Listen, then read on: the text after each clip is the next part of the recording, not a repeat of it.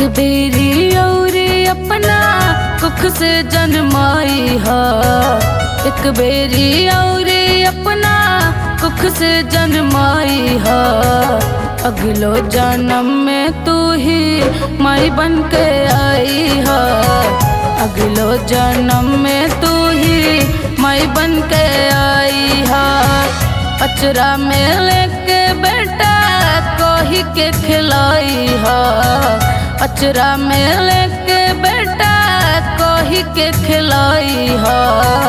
अगलो जन्म में तू ही माई बन के आई हा। अगलो जन्म में तू ही माई बन के आई हा।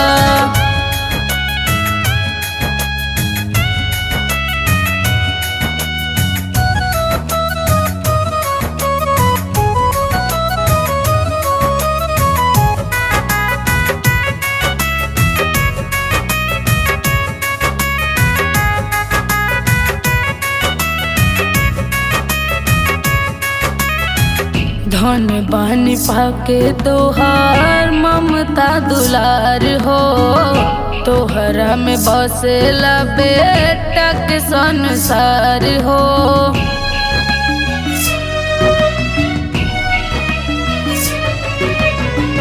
धन बानी पाके तोहार ममता दुलार हो।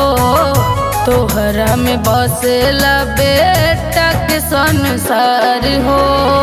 अंगूरी पकड़ी हमके चल के सिखाई हा। अंगूरी पकड़ी हमके चल के सिखाई हा। अगलो जन्म में तू ही माई बन के आई हा। अगलो जन्म में तू ही माई बन के आई हा।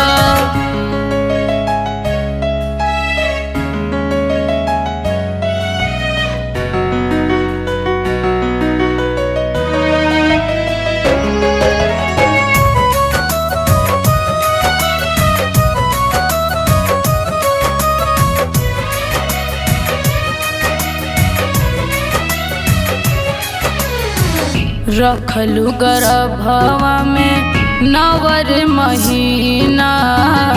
रहे न पाई बेटा माई के बिना।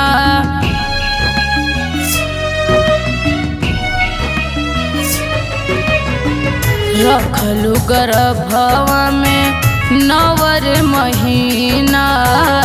रहे न पाई बेटा माई के बिना। आर्यन के गलती पा खूब समझाई हा।